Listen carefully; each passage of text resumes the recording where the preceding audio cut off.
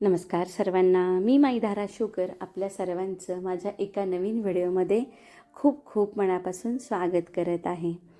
तर आजचा विषय खूप छान आहे. टायटल तुम्ही वाचलेलेच आहे. माझ्या होणाऱ्या सुनेसाठी एक प्रेमाचं गोड पत्र. प्रत्येक आईच्या मनातील भावना आज मी व्यक्त करणार आहे. चला व्हिडिओला सुरुवात करूया. तर आजचा हा व्हिडिओ माझ्या होणाऱ्या सुनेसाठी आहे आणि माझ्यासारख्या त्या सगळ्या आयांसाठी ज्यांच्या घरी अजून सून यायची आहे. मी आज काही नियम सांगणार नाही आहे, फक्त माझ्या मनात जपलेल्या काही भावना तुमच्यासमोर व्यक्त करणार आहे. तर माझ्या सासूबाईंनी मला काय दिलं? माझ्या सासूबाईंनी मला फक्त स्वयंपाक शिकवला नाही, तर त्यांनी मला घरातल्या प्रत्येक माणसाचा आदर करायला शिकवला.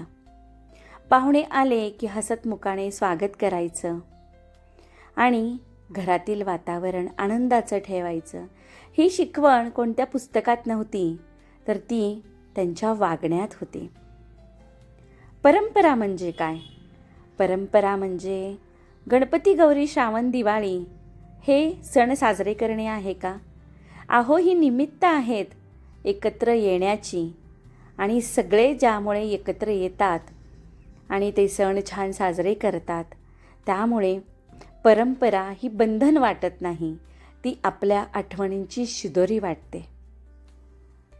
माझी सून कदाचित उद्या नोकरी करेल, तिची स्वप्न असतील, मला त्या गोष्टीचा सार्थ अभिमान असेल, पण वर्षातून काही दिवस तिने एखादा सण, एखादा कौटुंबिक कार्यक्रम या दिवशी एकत्र येऊन 2 हात मदतीचे लावले, एकत्र हसलो, पाहुण्यांचं स्वागत केलं, तर त्या क्षणांची किंमत खूप मोठी असणार आहे. मी माझ्या होणाऱ्या सुनेकडून परिपूर्णपणाची अपेक्षा करतच नाही. मला फक्त एवढं वाटतं की ज्या प्रेमाने, ज्या विश्वासाने आणि ज्या परंपरांनी हे घर उभं राहिलं, ते पुढेही जिवंत राहाव्यात. त्या फक्त सुनेने नाही, तर आपण सगळ्यांनी मिळून जपाव्यात. आजची पिढी खूप शिकलेली आहे, हुशार आहे, जगभर पोचलेली आहे आणि ही खूप आनंदाची गोष्ट आहे. पण आपल्या आधीच्या पिढीने कदाचित कमी शिक्षण असूनही नाती जपण्याची जी कला शिकवली, तिची किंमतही तितकीच मोठी आहे.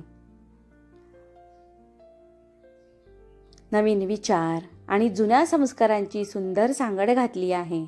त्यामुळे घर फक्त सुंदर दिसत नाही, ते घर सुंदर जगतं देखील. तुम्हालाही असंच वाटतं का? तुमच्या घरातील अशी कोणती परंपरा आहे जी पुढच्या पिढीने प्रेमाने जपावी आणि प्रेमाने, आनंदाने पुढे न्यावी?